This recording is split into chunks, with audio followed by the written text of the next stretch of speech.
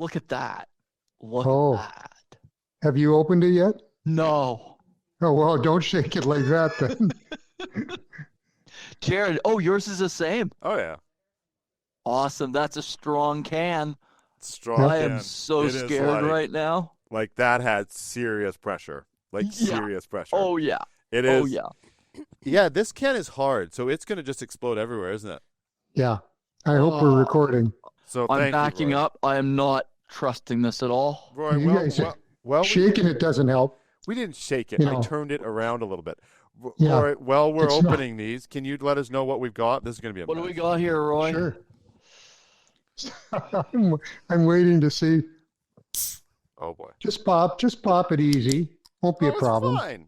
Wow, all that hype for nothing. Sorry, Yeah. audience. So that was exciting and so enjoyable that didn't blow up. So this is a honey brown ale from Haliburton Highlands Brewing. I think it was their first, and it was an award winner. It says right on the label, I think 2015, it was a gold award winner. This is a little brewery in just, I'm trying to picture the map here. It would be we had it on our Muskoka brew tour, but it's not in the Muskokas itself. It's just a little bit east. Small brewery, but I went in there to visit, and they've got apparently the largest ukulele collection in Canada. Jerrod and I played ukulele once at this Monday evening place down in New Westminster. We walked in, and they were handing out ukuleles. It reminded me of not Warren Buffett, but it was pretty hilarious. We're like, that is a unique way to drive business at a restaurant on a Monday. And it was full. It was packed, yeah. Yeah. It was like a whole wide range of people too. And thank you, Petrocana Lubricants, for my new beer mug. It's awesome. Oh, you've got classy. So there's a nice pour, a nice brown with a nice slightly tan head. Jerrod, did you pour? I did. Yep. By the way, welcome to the Crownsmen Show, everyone. We've got Roy Slack, Rory Bamford, myself, Jerrod Downey, and Gowdy Molina, and Zarina, sorry, I don't know your last name, our new producer. Zarina Salihian. Oh, boy.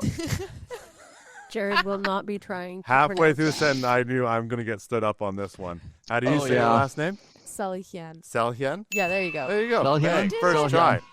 There we go. See? Usually it's when I go to introduce people on the show right before I panic, and then I can't say the name. It happens over and over again. It's ridiculous. Joe Brown, and I twist up that name somehow. I don't even know. Joe Brown. By the way, could we get this can that Roy shipped via? It doesn't stay. Actually, I can just leave it there. That's fine. That's nice. Roy, what are you focusing on today? I'd really like to hear what's been on your mind and what's been on your heart. The notes I sent, the ones that no one ever reads, explain that I wanted to talk about communications, and one of the things, like, I give talks at different. You said go home, or Jerrod's just catching it on the way home. But I give talks at schools, and they always ask for advice, and I always talk about communication skills. And schools, you're going to learn how to learn. College, university, it's all good, but to be successful, there's some things you have to do, and it seems like communication is part of all those things. Whether you talk about empathy and leadership, whether you talk about inspiring people, a number of leadership traits, and communication, it threads through all of them. And Crownsmen is all about communication. So I thought it was a topic we could discuss today. Do you consider yourself a good communicator, Roy? This is not a joke. I'm asking. I think so. I think I'm not bad. I've got work to do. I'm in a couple of Toastmasters clubs, so I continue to try and work on my communication skills. A big part of communication is listening. And one of the things that Mining Now has done, I'm glad I'm a host at times, is because I get to practice my listening skills. The worst thing that an interviewer or a moderator can do is dominate the spotlight. Right. And you might be hosting a topic you know a lot about, but you're there to listen and you're there to ask questions and relate to the people that you're talking to. So it's good practice, listening practice, I find. Let's talk about our heavy industry world tour brought to you by Savanaugh Equipment. Find, market, and sell surplus and used equipment. We are heading to events across North America and Australia and filming episodes on location. Email us at info@crownsmen.com to be part of Crownsmen's heavy industry world tour. Attention builders, we've got everything you need to know about the grit and grind of the construction world in one show. The Construction Show is where you can share your expert techniques and strategies to help keep the crew strong and construction sites secure. From foundational tips, industry trends, safety strategies to advanced equipment and machinery. Be part of the voice of construction. Book your episode and showcase your company to millions worldwide. Visit crownsmen.com. You know who's a really interesting guy to watch right now? Do you know Chris Cuomo? He used to be on CNN. Yep. He's got something, I think he's called News Nation, I think he's on now. Yeah, that's right. And he's done a complete pivot on his interview style. Like, he's still him, but he gets people that are quite controversial, and they're sort of assuming a combat style interview. So he'll clarify, like I was watching him yesterday, he actually had Bannon on, and he was clarifying, he's like, you know that's going to get put in through the courts or whatever he said to him. But then he said, I know you know that. I know that you understand this and this. And he laid everything out that he knew Bannon had the background about. But he said, I'm just asking to understand what you're saying. And his interviews now are a completely different tone. And I'm sitting there, and usually those types of interviews, I can't stand them. But you're actually learning because he's letting the person talk, but he's also a lawyer. Yeah. So he can add in substance. Oh, is Cuomo a lawyer as well? Yeah, he's a lawyer. Okay. Is his background. So he keeps clarifying to the guest to make sure it doesn't get confrontational. At one point he said, and I'm not talking down to you, and sorry if it came across that way. And it's really interesting because he's in these really hot topics that, are just a disaster most of the time. And seeing that shift in interviewing with someone with that background, and that when he was at CNN, there was some wild interviews, and he's just shifted that over. Well, I know you guys have experienced it, and at PDAC, and it was the Chilean contingent I was talking to, and before the interview, they were nervous because English is not their first language, and they weren't familiar with the format. And what's really gratifying as a host is when you can add to the comfort level of the guest. Right, exactly. You guys know exactly what I mean there, but the interchange with them, and talked about Chilean wine for a bit, got off topic a bit, but things just added a level of comfort, and you could see them going from nervous to comfortable to enjoying it, and that's really gratifying when you're a host. Did you know cementitious binders can be responsible for up to 70% of the total GHG footprint of mine backfilling processes? Now you can replace up to 50% of the binder in your mine backfill operations with Greybond, Greybond's new low-carbon cementitious binder. This lime-based alternative binder maintains a 40 to 70% lower GHG footprint compared to typical cement and can adapt to varying mine conditions without compromising performance. Learn more about Greybond at greybond.com. Join us in the depths of the mining world, where global leaders and industry giants converge to shape the future of mining. From groundbreaking technologies, advanced machinery, revolutionary safety measures, to sustainable initiatives. This is the voice of mining. This is Mining Now. Showcase your company to millions worldwide. Book your episode now. Visit crownsmen.com. Actually, I have a question for both of you on because when this comes out, I don't know if the SMS episodes up in Edmonton will come out, but we were filming up there. And one thing that I'm actually curious, this is more of like a question for, I'm going to be doing a whole bunch more in St. Louis. Do you ever find like where, actually, Jerrod, you gave me the note, so that's why I'm thinking about it, but you're doing the interview, especially if there's two guests and there's like even some banter going on between the two, and they're like kind of going deep into a topic. Sometimes that's when I like have to actually catch myself, because I'm like, okay, I'm thinking of this almost like as just like I'm having a conversation. So you have to preface like for the next question. So one thing that I like doing is like kind of like thinking of something within what they're discussing that I can like quickly hit on for a follow-up. But I do sometimes, that's where I think, Jerrod, you pointed out the note, like just say that you've just got to catch your, or like find your place, because sometimes the conversations are very technical and you really have to follow along to kind of learn what they're talking about. My default when I'm doing an interview is try to be as honest as I can. If I lose my spot in the interview because I get distracted by the conversation that they're having, or by I'm listening, I'm trying to understand what they're talking about, and then I forget to prep my next question.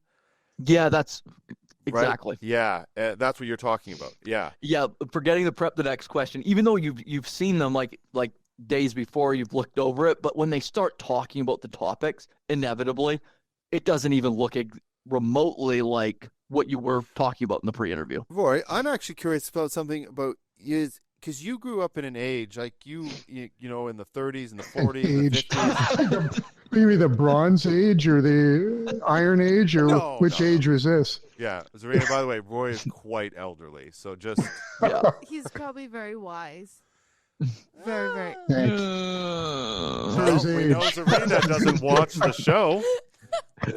Zarina, you're supposed to watch the show before you joined us. You've never watched Roy talk. What I was going to ask, Roy, though, is there was definitely there has been these periods where like news broadcasters, they didn't even use their real voice, right? They spoke in this very particular voice. Then you got into like, I watch a lot of the comedies, like a lot of comedy stuff. So like you get the Howard Sterns that were like made it authentic. They weren't even playing music, and then all that changed. And now it's 3 hours of people just talking. Just talking. It's and you know, we talk about we just had a Toastmasters session on misinformation, and we talk about the difference between opinions and facts, and that's what we have today, right? When you listen to a show like that, when you listen to this show, you know, we're talking about opinions. I mean, Rory might look up a fact every now and then, but you know, we're just spouting opinions. And I think that's one thing in the misinformation age that we have to be careful of, is you're listening to a show like Joe Rogan or Kill Tony. I mean, those aren't opinions. That's just pure, just fun, you know, just pure fun. But Joe Rogan, I mean, people will listen to him, and some of the things he's talked about have, I won't say caused movements, but have, you know, impacted people. So it's not just entertainment anymore. People to go and look up stuff and go, well, wait, is this actually true? It's definitely engaged society in a different way. But that communication now, people want to capture that on video. Yeah. That like this age now, and if somebody smells inauthentic, they just actually. I'm curious, Rory, have you changed? Because like Rory, you were on the podcast before I was. Now I'm onto it. But Rory, has it has changed the way I consume information. As soon as I see over editing, I just lose interest, because I look at it as bullshit. I had someone had a comment today, which I thought I wrote it down. I thought it was pretty good. Is I fact check in books that have spines. And I thought that was an interesting comment. And I said, you mean what you hear on the internet is spineless? But it was an interesting comment, because, you know, you talked about the age, Jerrod, and the age when books were what you check things in. Right. You know, the encyclopedia, you went to the library or whatever. And now, of course, we Google it. And who controlled the encyclopedias in the libraries, too? We haven't even fact-checked that yet. Oh, no. Here we go. No, I mean, and it's a good point. I mean, there were a lot of books which today we see as classics, which when they came out were banned. You know, if you look at Lolita or 1984, Catcher in the Rye, there's all these books that were not allowed in the libraries when they first came out, or they were burned. Was like 1984 one of those when it came out?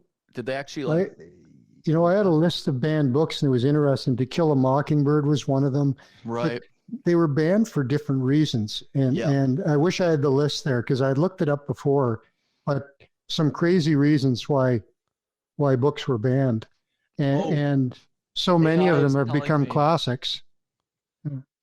AI is saying that yes, 1984 was banned because it was political because of its political themes and perceived pro-communist content as Yeah. well as sexual content. That is from Google AI. Thank you, AI. I thought I kind of knew that book. I don't even remember it now. Yeah, you missed those good parts, eh? Yeah, Remember those good parts in it it. was actually it looks like Russia banned it, of course, and then it also looks like Jackson County, Florida also banned it. Well, and I think This is a rabbit trail. Wow. I think For Whom the Bell Tolls, Hemingway wrote that, and that was banned in France and Italy because it wasn't very complimentary of the war effort. Have you read his books, Roy? Oh Hemingway's? yeah, I've read all of his books. I have not. I haven't read. Yeah, I'm a Hemingway fan. Oh, Yeah. okay. I got Just like you got Warren Buffett, Mhm. I've got Ernest Hemingway. So Oh, okay. It all And makes I've got- sense. And I've got Kill Tony. That's my education. Exactly. yeah, Jerrod, when Just- a quick note on those podcasts, like back in like 2015, 2015? Yeah, 2015 when I first started like listening to them. It was funny because back then it was, for one, hard to find podcasts because it wasn't like integrated in all the apps. So it was just on YouTube basically. And then the explosion that we've seen is insane. Like, because now you go on, like, it's every new day there's a new podcast. But like when I first started listening to them, it was obviously like the Joe Rogan Experience, and there was a couple other ones sort of, but he was kind of telling everybody to do podcasts. And then I remember him joking about it, like, maybe I shouldn't have told everybody to do podcasts because then everybody and their dog put out 5 episodes of something. Yeah, and that it's such a small percentage of people that actually have successful. But I know for me, that kind of going back to what I was asking before, Roy, is even in the last year, I have adapted my way of communicating. I am very aware that I need to be, when I'm on a call now, to not be overselling or overeager, to be as authentic as I possibly can be on that call. Even, if the dog's barking in the background, I go, oh, sorry, my dog, and I might even bring her into the screen. I try to avoid sort of putting on any sort of facade, especially if I'm selling. And have you noticed that shift even in like the professional world? Because I feel like that has bled into it now.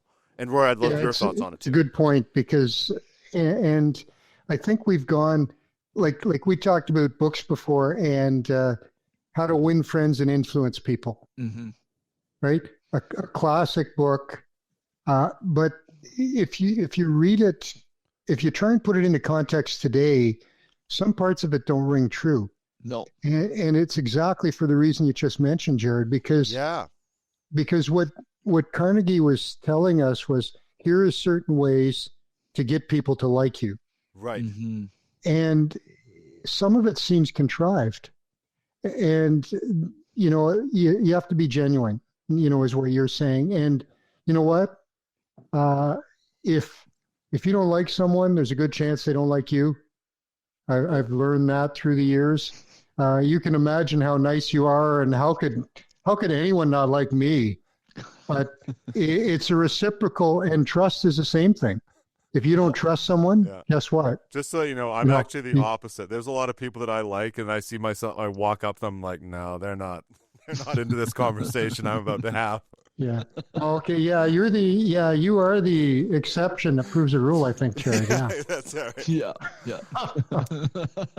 But yeah, no, you're right. Like even something like talking politics. I got on with a guy the other day, and they ended up buying, and I kind of joked. I got on the call, and I said, he was in Ohio or something. I said, and he asked where I was, and I said, Canada. I said, yeah, apparently we're fighting right now, and I said it in a funny way. So we talked politics. I didn't go into like my views on policy and stuff like that, but it sort of breaks the ice in a way that lets the person know, like, I'm not afraid to talk about that stuff. I can I can talk about whatever you want to talk about. You still got to be careful with it, but I feel like these days of like don't ever bring it up. It's kind of gone. Rory, I'd like your thoughts on it because you talk to as many people or more than I do. What you said about the dogs is funny because that does break the ice when you have. The headsets we use a lot of times on the calls, I can't hear it, but sometimes you're hearing like just craziness in the background. It's like, if you can hear that, those are just my. So that is always better than like wincing because the dogs won't stop because there's a squirrel in the tree, and just being honest with them. Sorry, you're being honest with the squirrels in the trees, or what? Yeah, exactly, Roy. Exactly. Okay. But and also what you said. You haven't met his dogs, Roy. You haven't Okay. met. We were haven't. over there one time visiting, and the dog just sat there looking up and barked. And Yeah. Rory and his wife were just carrying on the conversation because they're so used to it. And I'm sitting there like, this dog has been barking. For like 5 Did you minutes. notice? Did you notice, Rover?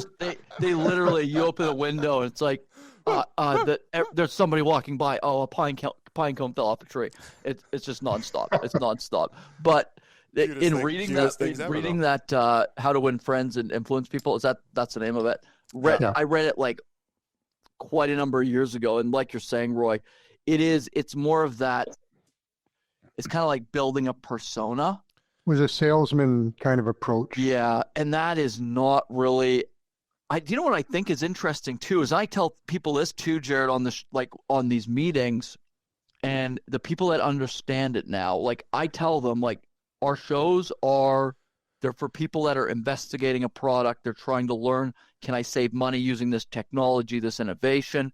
And I say now, like a lot of times, like there's the exceptional content part of it. So you want to have really, really good editing. Or like really good production quality. I'm with Jerrod on like the over-edited stuff it's a little much. But you have to tell them like there's also the promotion side because people are not going to flick on one of our episodes most likely for entertainment purposes, unless of course they're watching Roy, then of course always entertained. Yeah. But the mustache is gone. That might bring down the viewership. Yeah, there was they call it the home front for a reason because it's where the battle is fiercest. I thought it looked good, actually. I thought it was definitely a mustache. Yeah. Oh, it was there, yeah. You just need to like get some jeans, roll up your pants, Roy. You just need to go a little bit more, modern with the style, and then that mustache. I mean, you're ahead of the curve. Cowboy hat. I'm not sure which curve, but I was trying to think of something where I like wanted to add I on the communication front. It is so important. It's you know what the most important thing is with communication? It's not to lose your train of thought. That's key. No, I just did. I was thinking if there's anything like controversial I could throw in there for a grenade to spark some fireworks, but I got nothing. Rory's got squirrels running around. Yeah, the squirrels. That's nuts. The Iggy's today, and it is silent. That's why you can't think because you're so used to it. You can't even. Honestly, I walk upstairs. There's no like jumping, barking. It's insane. I'm like, I almost have a headache from the silence. Man's best friend. We talked about this in one of the first shows, didn't we? Yeah. Okay, so I feel like we need to dig out of this now. We better pick a topic, Jerrod. Pick a topic. Zarina, what do you think of the show so far? I think it's absolutely incredible. I've been laughing off this whole time. Okay. Are we allowed to say that? No, not allowed to say that. No. We can edit that out. Lenny is sick of this shit, and he will be editing it all. Strike one. I'll let the editor know. Okay, let's try to dig out. I had a topic. I can't remember what it was now. Jerrod, I really want to get into your topic because you were mentioning it on a call before, and I'm actually it's a cool one. Well, was that the topic you put into the notes? So half the time, as everybody knows, I'm a terrible speller, a terrible typer. So I start my notes on a separate sheet so that you guys aren't on the shared document seeing me screw everything up. and then I fix it, and then I copy and paste. I forgot to. By the copy and way, paste. Jared, before we get into that segment, I did have one thing I wanted to mention because like Devin's not here, so I figure it's going to be best if he sees this on the show. Right. We need to add in a devil's. Wow. There's a Freudian slip. What are you going to say about Devin? Devin's travel segment, because now that we've both been able to go on like road trips, it's really fun. Like for me, it's really fun hearing about like him traveling like to these shows with Jerrod, because I know how Jerrod travels. Like if there's a wallet left somewhere or a phone or whatever. We're doing this. And it was okay. It's forgotten. hilarious. But while we were doing that, I thought, because of that, Jerrod, like 5 different times, like, I forgot this, I forgot that. I didn't. I never forgot anything. Okay. I rarely do. Although I have left a soup bag full of clothes in a hotel before. But anyway, I feel like Roy just thinks we're dumber and dumber every show. Rory, you forget the people you interviewed an hour before when we do a rap and tap, but you don't forget anything else, so that's good. Wait, what? Oh, rap and tap. Whenever you try to list off, like, Roy, what's your top show? You're like, Oh, I'm drawing a blank here, Jerrod. Communication is important. Komatsu. It had to be Komatsu. Yeah, that's always a safe. See, I say Komatsu. It's always a safe bet. Yeah. We'll have more. We'll have more of Devin's travel stories next week. Jerrod, what? I feel like we're gonna get an email from Roy like next week. Just be like, I'm done. Sincerely, Roy Slack. His communication skills. Yeah, you guys. Well, if we eliminated the beer from the show, I don't know if I'd be long for it, but Remember when we were doing these sober? no. No. I never did these sober, actually. I blocked that out. I blocked that out of my memory. We were so serious. Jerrod, okay. dive on in. Okay, so have either one of you ever heard, if we get, like, usually it's small business people that when they start it, they'll go, and we've said it before. Yes, we did about 10 years No, we ago. didn't. No, we didn't. Jared's lying. This is a lie. If 1% of our market bought the product, have you ever heard that sort of thing? Oh, yeah. Yeah.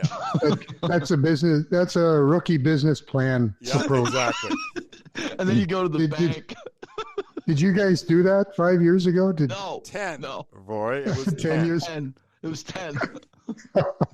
Took us 5 years trying it to realize it wasn't a good idea. No, you're still in business. That says something. Yeah, it's something. It means we're really genius. That's Jerrod. That's like my advice. Just don't quit. Not very good advice either. But anyway.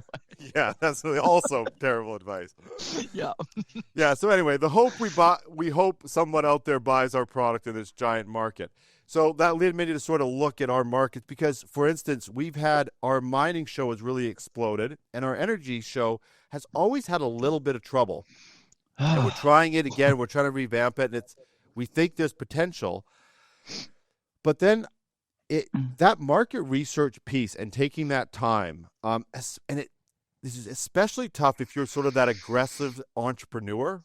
Because the data is slow, it's got to be challenged. You get people like Rory asking questions, and you realize everything you think is wrong. It's really annoying, and it just goes on and on. But it's such an important piece because even today, when I was prepping for the show, I looked, and I was just curious to go, well, energy versus mining. Energy is a much bigger space. For instance, in the U.S. and Canada, you have a combination of 199 billion.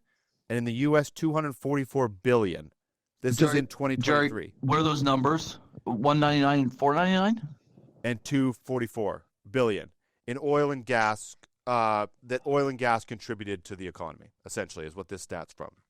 So 1% of that market would be a lot. Be a lot. Yeah. Would be excellent. So, Jerrod, 144 is mining, right? No. 199 in Canada. Oh, in Canada. Sorry. This is all oil and gas. Sorry. In the U.S., 244 billion for oil and gas. Oh, you're talking oil and gas for Yes. both countries. Canada's 199, and in the U.S. it's 244. They're 244. There's something wrong with Wow. these numbers. There's But something. Jared, when you talk about energy, I mean, there's oil and gas, liquid LNG, there's hydropower, there's This is not coal hydro. fired. This is oil and gas. Just oil and gas. just oil. just and oil gas. and gas. Yeah. So it isn't energy, but it's Exactly. one part of the energy industry. Okay, thanks. Okay. So then, now in the mining side, the U.S. is 105 billion and Canada is 74 billion. This is contribution to GDP, right? Yeah. And So I missed the second number, 105, and what was the other one? 74 in Canada. The easy way to say it is that mining is way less than oil and gas.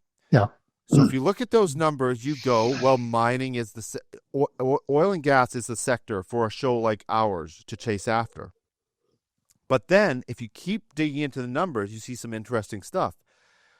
So in oil and gas, there's only, and I'm combining U.S. and Canada here, there's just under 17,000 oil and gas producers in Canada and the U.S. combined. Just under that. Under 17,000. When you combine the U.S. and Canada for mining, there's almost 100,000 companies. So that's the companies plus all the suppliers and all the spin-off companies. That's not even including the suppliers and spin-offs. Yeah, so that's in addition. Then when you look into I know this is getting into the weeds for a bit, but this is particular for our company trying to book shows and going after a market. In the U.S., in the supply side of the business, there's about 12,000, there's almost 13,000 businesses in the oil and gas service business. In mining and technology, just on the equipment and technology supply side in mining, 25,000 companies. So the market is way, in terms of volume, in revenue and GDP contribution, oil and gas dwarfs mining, dwarfs it. Not even, and that we're just saying oil and gas. We're not even talking about energy. And our show is building energy. I'm just looking up like on ibisworld.com, United States, number of businesses that there are in oil drilling and gas extraction in the U.S. and in the U.S. only. Sorry, in 2024, it's saying like 43,300. Is that lining up with what you're seeing? I'm just wondering where you're pulling your data from. And oil and gas. Those are I'm pulling producers. So where are you pulling that data from, Jerrod? You're being challenged. No, I'm just curious. Because it makes from what we've seen, it makes a lot of sense that there's a whole bunch more in mining. So you're saying 43,000? Yeah, that's overall though. For all That's energy overall. or oil and gas? It's saying oil and gas, like in the oil and gas sector. Perfect. So okay. it's saying, So let's say my number is a quarter right. So your number is 43,000. There's still 95,000 in mining. Yeah. In the supply sector, there's 25,000. Mm-hmm. And these numbers, they may not be exactly right. Mm-hmm. But you're But it gives a talking scope. It's showing an example of a smaller industry, but with way more potential clients. Yeah, that's a really good point, Jerrod. Is when you look at the market in terms of just pure volume, it's not representative of the market for your company. Of the opportunity within that market. Yeah. You may have a very good point. Yeah. And so even for myself looking through it and seeing how I've approached data before, going, I mean, Rory, we've just talked about it. Why the energy sector isn't, because the energy sector is bigger volume, less companies, more interconnected. Yeah. For one, there's not the demand. There's not 25,000 companies that are all trying to work with tech. In my But if you so Jerrod, if from your perspective, you have more potential clientele in mining. But when I look at the oil and gas industry, and one of our sister companies was in LNG, they would do, a large project for cementation would be a $200 million project. And in oil and gas, they're doing billion-dollar, multi-billion-dollar projects. So the market, you're right, in terms of dollar volume is much bigger, but the companies that are doing the work are taking huge far larger pieces of the pie, so to speak. Like So- Roy, Yeah. Did you hear about the Fort Hills project that like Suncor and Tech were a partner on back in the day, like when they first started No, I'm building not it out? familiar with that one. No. So a massive project, $17 billion cost. Just Yeah. massive. Rory, if you look at any LNG projects, and there's a few of them proposed for Vancouver on the coast. I mean, they're multi-billion-dollar projects. You know, we build a new mine, and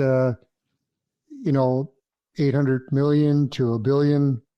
I mean, some projects are huge, but typical LNG projects are in the multi-billions. Jerrod, that's interesting though, because every time we go back into the data for energy, it's interesting because it's almost always the same thing. It's like everything, there's not as many companies. There is some new like technology players, but it's not nearly like in mining.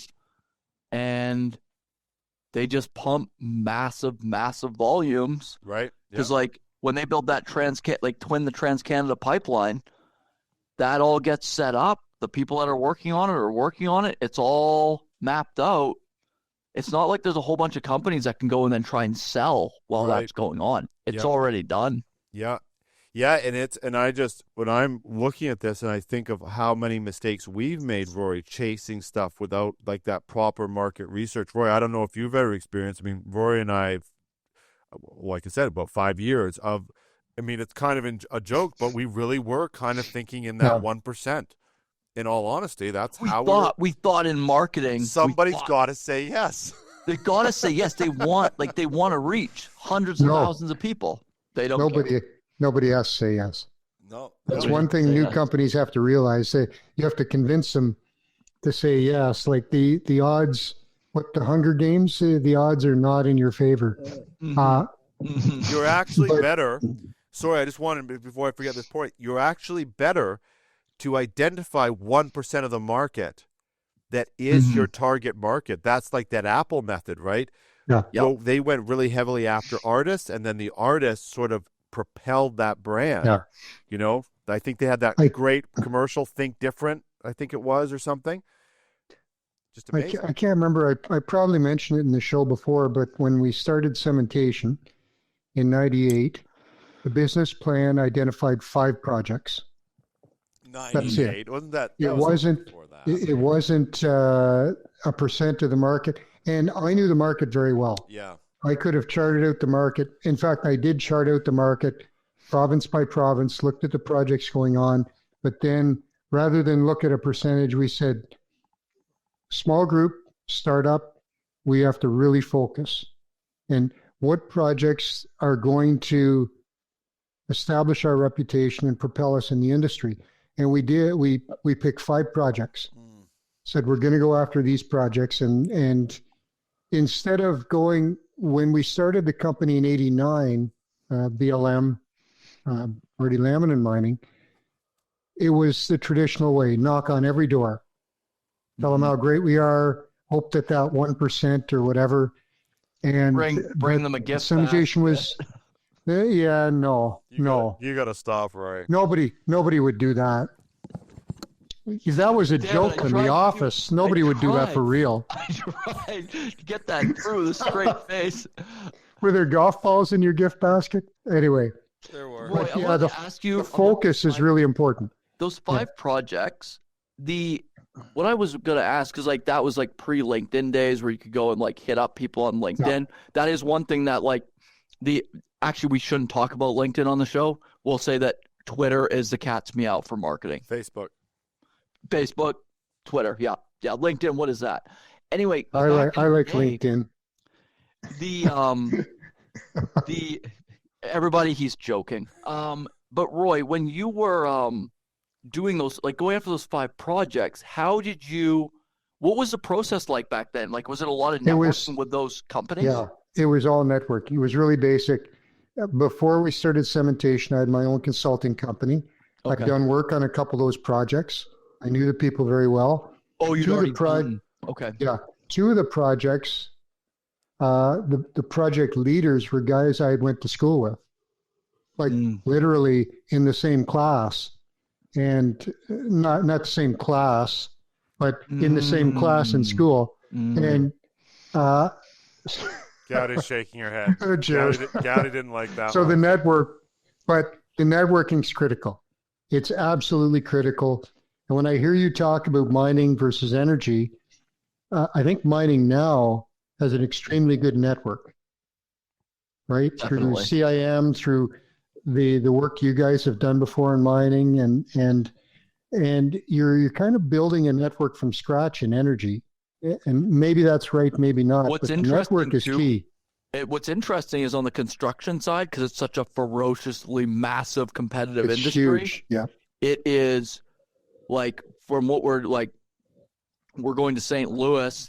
We'll have been in St. Louis when the show's done, and it's just been a wave of people coming in this week. You know what's So- funny, Rory? That's funny though, because that we kind of have used that like just get 1% method because Yes. it's so big.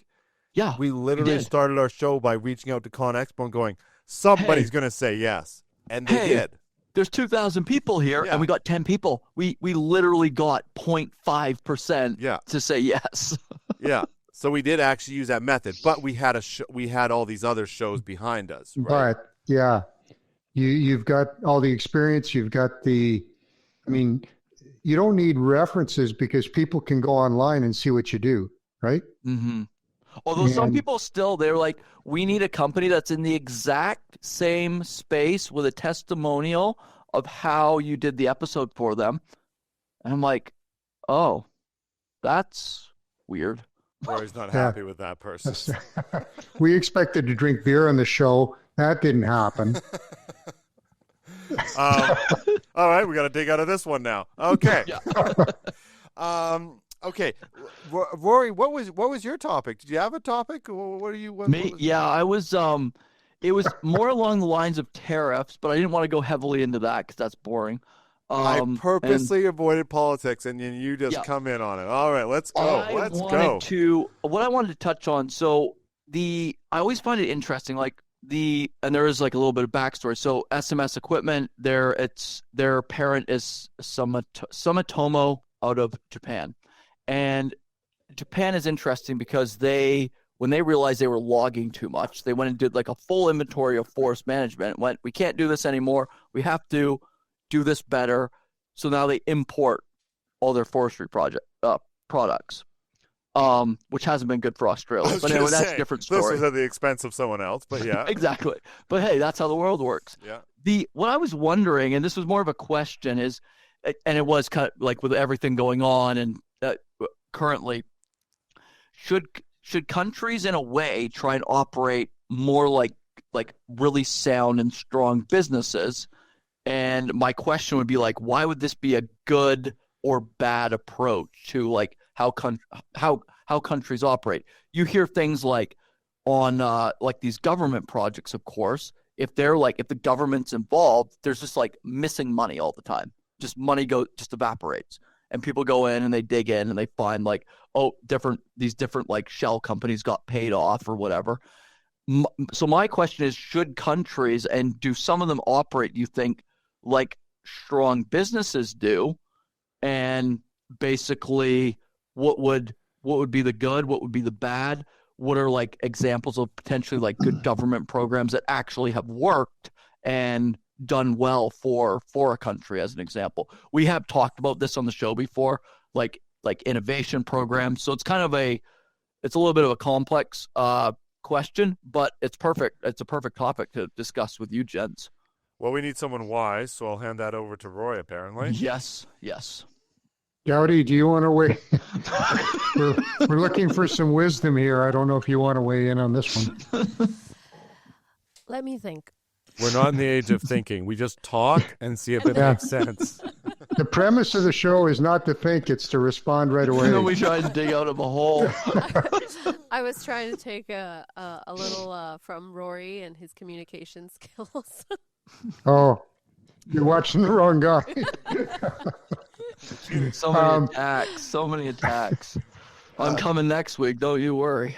Roy, do you think, if I was to condense Roy's question, do you think companies should operate like a company, or do you think they should operate like a social service?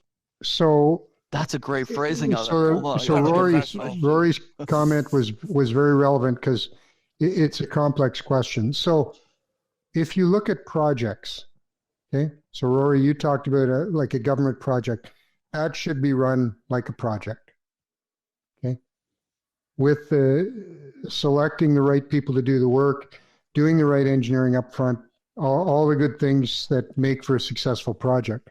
Mm-hmm. Running a government like a business doesn't work. And a couple of reasons why, like, if you're running a company to realize a profit, okay, that's your goal as a company. Well, that's fine. And you're going to run the company that way. Like when you look at a country, you're looking at, how can you support people less advantaged? Mm-hmm. How can you raise the standard of living? There are different things involved. It's, and I've talked before about how profit might be an enabler. Yeah. I think GDP might be an enabler. I made this speech to our group at Cementation. I said we're a great company.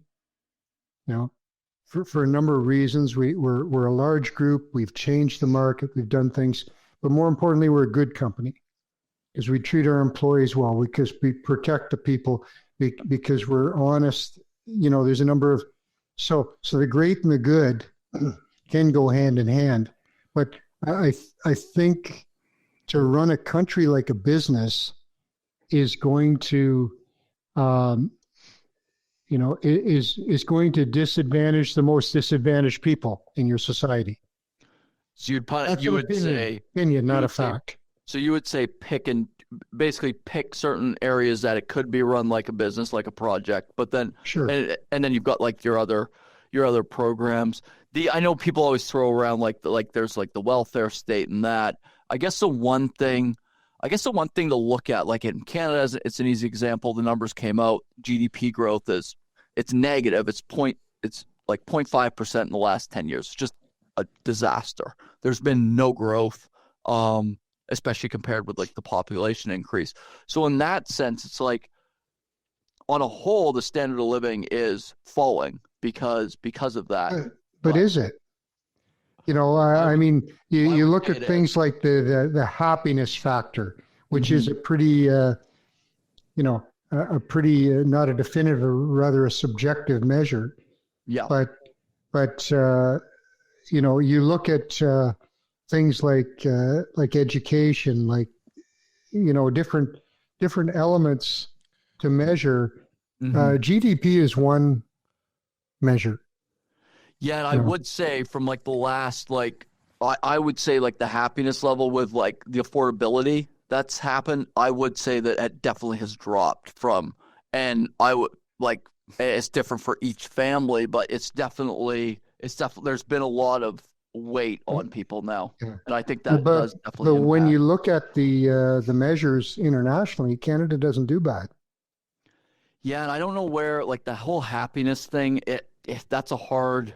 I don't know what data they're pulling on that, but it is, you do see that come out in the scores for sure. But more in talking to people, and even when you have like meetings, especially like we meet with people in all across North America, even like Australia, and you can definitely see, I've definitely noticed, and I try to ignore it on like the sales side, because if you're talking to somebody and you're trying to like convince them, okay, this could get you more business if you're doing this show. Yeah. But there's people like that, in a sense, like Canada versus the USA, there's been like a big tightening up, it seems like, in the last couple of years. So I would say like there's not a lot of economic growth does drive a lot of positive things for a country. Oh yeah, no doubt. I mean, unemployment on its own. I mean, employment isn't just about a paycheck. It's about pride in work. It's about providing for your family. There's all these other, what we used to call soft, it's not soft skills, but Mhm. the things that are hard to measure that are very important. Yeah, I think though what it does, this is going to be a hard thought for me to actually fully form in this like short period of time, but I think where sort of the social responsibility of the government gets confused, like there's people that need support. Let's say let's go somebody like a single mother with 3 kids. That life is going to be a struggle. Even with all the Mhm. money in the world, Yeah. there is going to be a certain amount of struggle with that life. So should society support that person?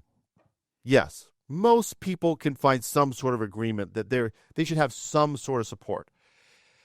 But then you're starting to move it. It's like, actually, I remember this Jack Welch story about this guy. The guy, the woman came in and wanted she had like her kids had like dance or something, and so she asked for times off on this day.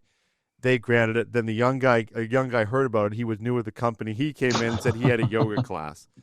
Apparently a true story.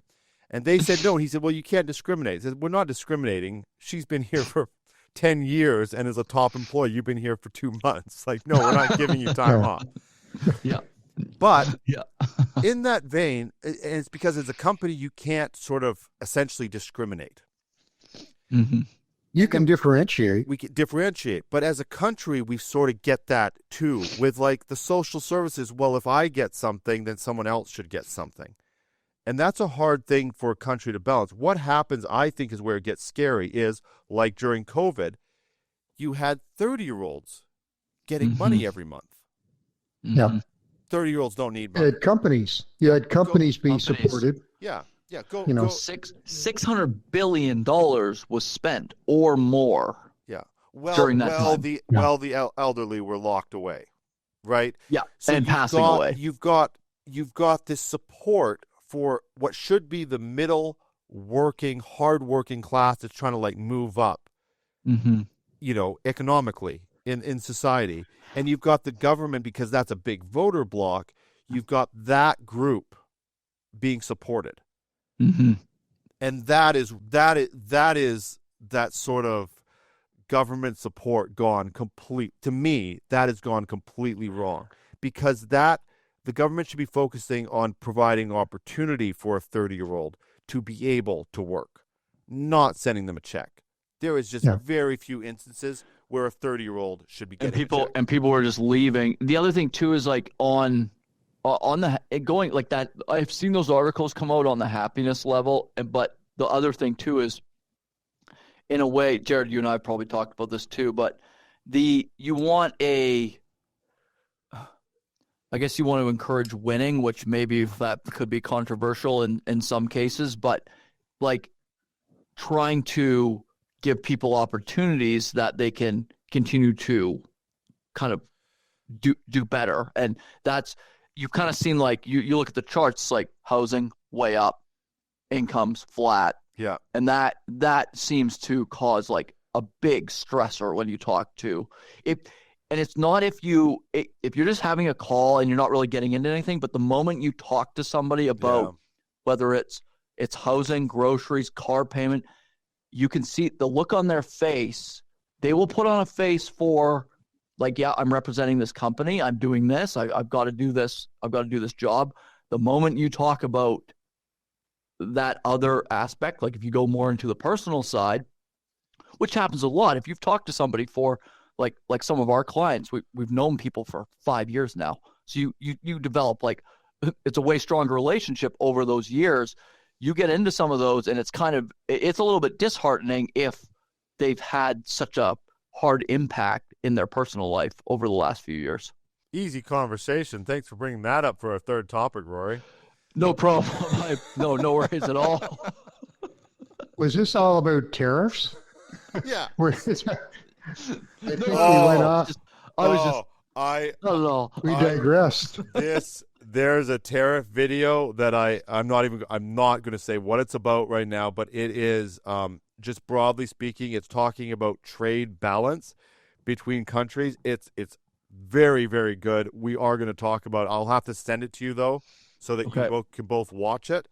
Okay. It's talking about different priced products, but you're trading and then cross trading, and it's very interesting. Yeah.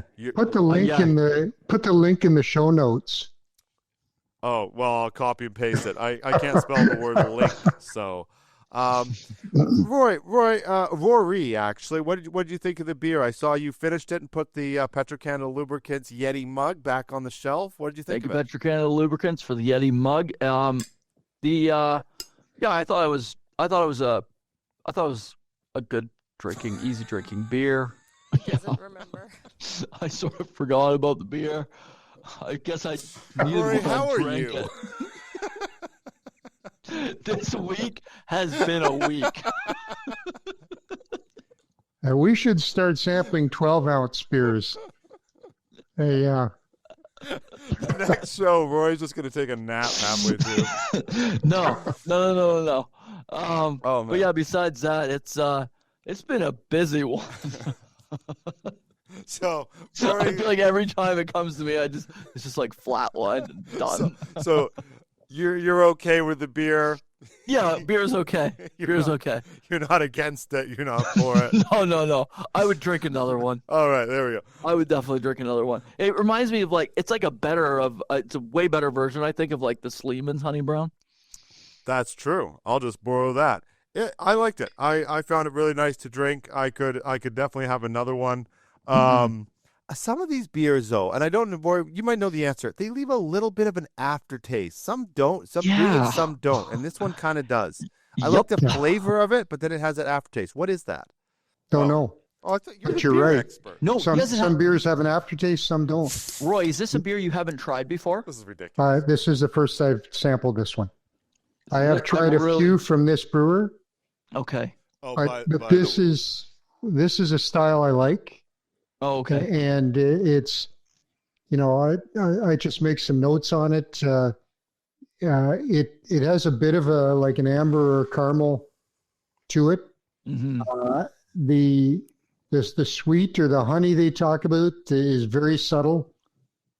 Sometimes people will go overboard with that. I think it's a balanced beer. It's very easy drinking, but it's full flavored too. So I really enjoyed it. I hadn't tried this one before. But yeah, this is a style I like, so I wasn't surprised that I enjoyed it. It'd be a good golfing beer for sure. Well, that'd be nice. What are you rating this one, Roy? For me, this is a 16 out of 20. Mm.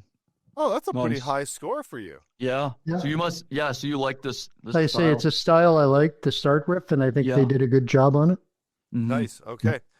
Well, thank you, gentlemen, for doing the show. Thank you, Gowdy and Zarina, for producing it. Roy, thank you for showcasing your wisdom on the show. It's always appreciated.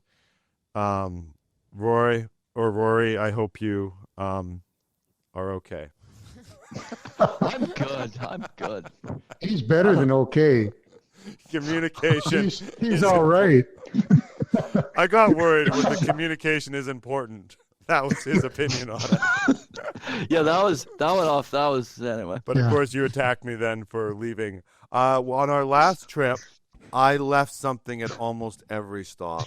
It was a But not in disaster. Vegas this time. Not in No, Vegas. I cleaned up my act. I was like, this is just getting ridiculous. I left an entire bag at the airport Oh my. at Colorado. Just unbelievable. Damn. Just Oh, it's Well, because Devin was saying about like going on the train back, and then you had to go back to the hotel or somewhere to get something else. I'm like, what? Devin needs to learn to not share so many details. Devin has shared a lot of information. By the way, So Zarina, in our expose, I have a list. okay, where we talked about Devin, Mhm. I noticed the picture is actually of Josh. Did you notice that? Yikes. is that true? We supposed his name was Devin, but the picture is of Josh. What's that all about? We probably What's should that all fix about? I don't know what that's all about. I don't know what this is. I don't even know what you're talking about. I think they're Roy- both in cahoots. Oh, that's for sure. Yeah. Yeah, Um, definitely. but Definitely. anyway, This was the expose on cranky old men drinking beer. The leak to the government. Oh, by the way, this show is brought to you by Cranky Old Men Drinking Beer. Thank you, Roy. Yeah.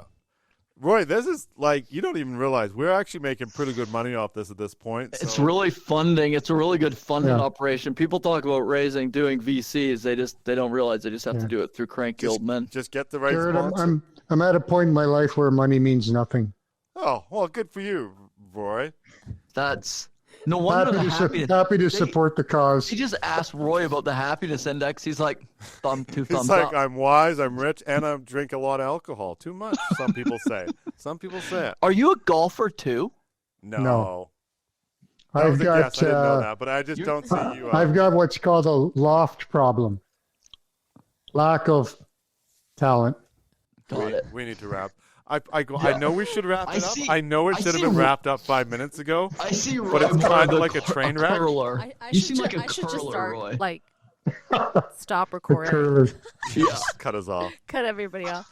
Yeah, just No click. more sound.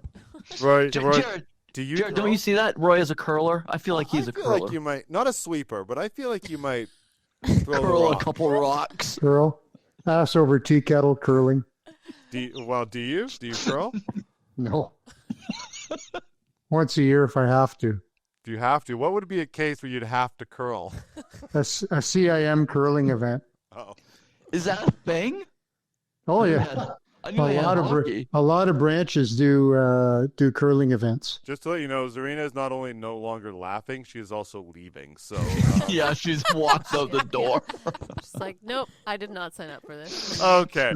Well, Yeah. gentlemen, thank you very much. Let's wrap up the show there. We'll be back next week. Thank you, Petrocana Lubricants, for being such a sponsor while you stick with us, which probably won't be for much longer. And Thank we'll you so see much. you on the next episode of The Crownsmen Show.